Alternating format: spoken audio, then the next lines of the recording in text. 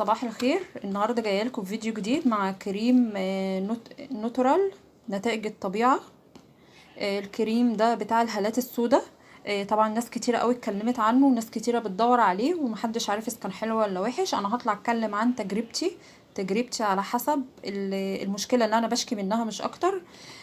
طبعا الكريم ده ينفع الستات وينفع الرجاله، هو مش للبنات بس. اسمه اهو، هقرب لكم. نتائج الطبيعة للسواد محيط العينين، هيدرو كريم ضد الهالات الداكنة، نتائج فورية. وهنا موضح الشكل يعني قبل وبعد. هنيجي الناحية التانية، مكتوب الاستعمال: يوضع كريم نتائج الطبيعة على محيط العين صباحا ومساء بتدليك خفيف وحركات دائرية، بدء من الأساس الأنف مع اتباع خط الحاجب وصولا إلى الجفن الأسفل. ومكوناته: بابونج، بقدونس، ترمس، جزر، برتقان، عسل، خيار، فيتامين دي وإي وسي وكي. انا نسيت اقول لكم سعره. هو سعره 25 جنيه. في ناس بتبيعه ب20، في ناس بتبيعه اقل او اكتر. انا جايباه ب25. ومكتوب صلاحيته 12 شهر من تاريخ فتح العبوة. ال12 اللي مكتوبة دي من بعد فتح العبوة تعدي سنة. وان هو مكتوب برودكت NEG.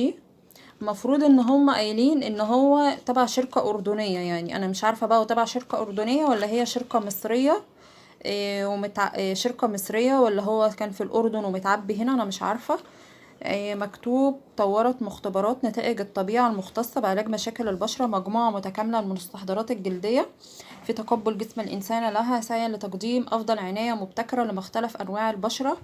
وتم التصنيع بواسطة مصنع نتائج الطبيعة لصناعة مستحضرات التجميل بترخيص من مصنع نتائج الطبيعة فرع عمان الأردن مدينة سحاب الصناعية. ودول الوكلاء بتوعها. مرخص من وزارة الصحة وحاصل على شهادة أندرتك الأمريكية. صلاحيته 3 سنين. العبوة صلاحيتها 3 سنين، بس انتي لما هتفتحي الأنبوبة هيبقى صلاحيتها سنة. عشان ايه الكلام ده؟ هيفرق قوي مع ناس كتير.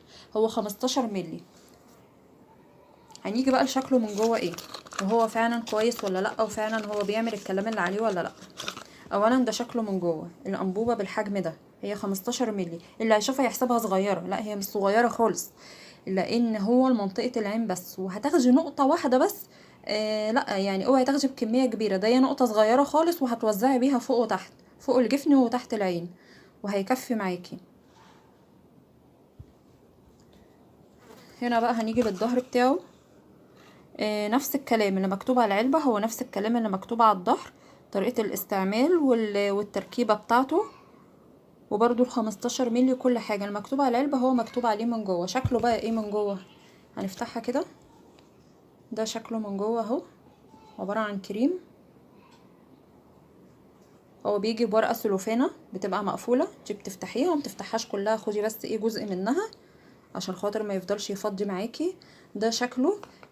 شكله بقى على الجلد. هناخد جزء كده. بصوا الحته اللي كانت طالعه لبره دي، بصوا عامله قد ايه. هنقفلها عشان ما يطلعش تاني.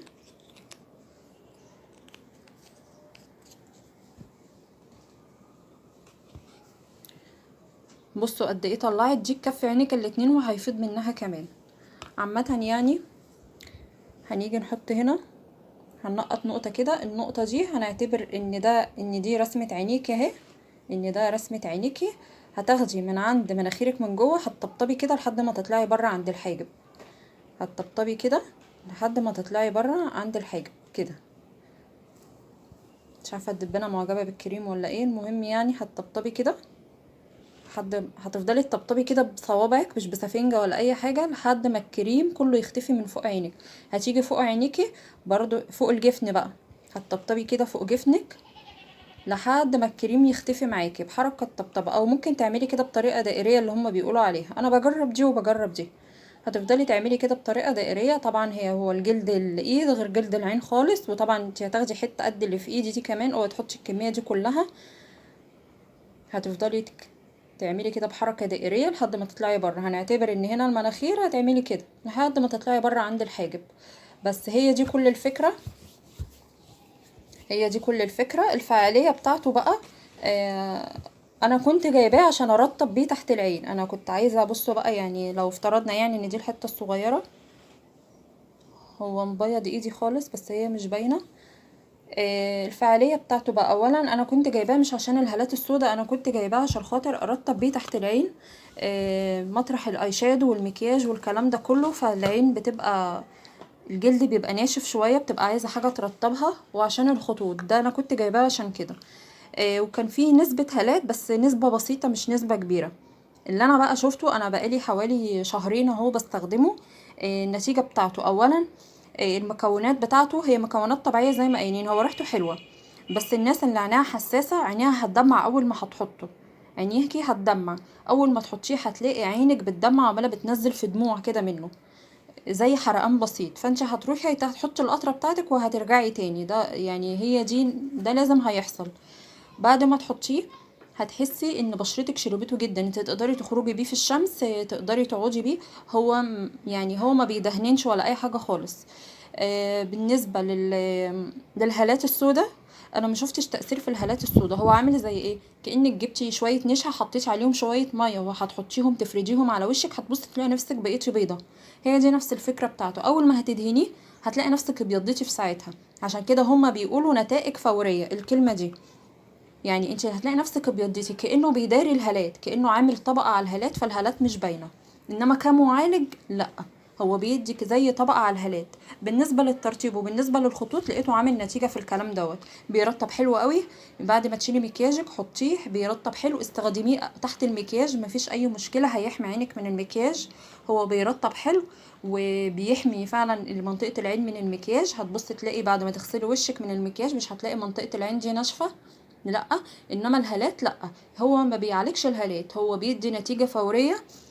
زي الكونسيلر بالظبط، كأنك جايبة كونسيلر وداريتي بيه الهالات بتاعت عينيكي. انما كمعالج طبي لا، هو مش كده خالص. بيحرق العين، الناس اللي عندها حساسية في عينيها هيخلي عينيك تدمع. بالنسبة للترطيب لا، هو بيرطب عشان المكونات اللي فيه. اما بالنسبة للخطوط لا، بيحلو للخطوط، لان لما بترطبي عينيك الخطوط بتقل. ملهوش علاقة خالص بانتفاخات العين، ملوش اي علاقة. الناس اللي بتشتكي بانتفاخات العين لا، ملوش اي علاقة.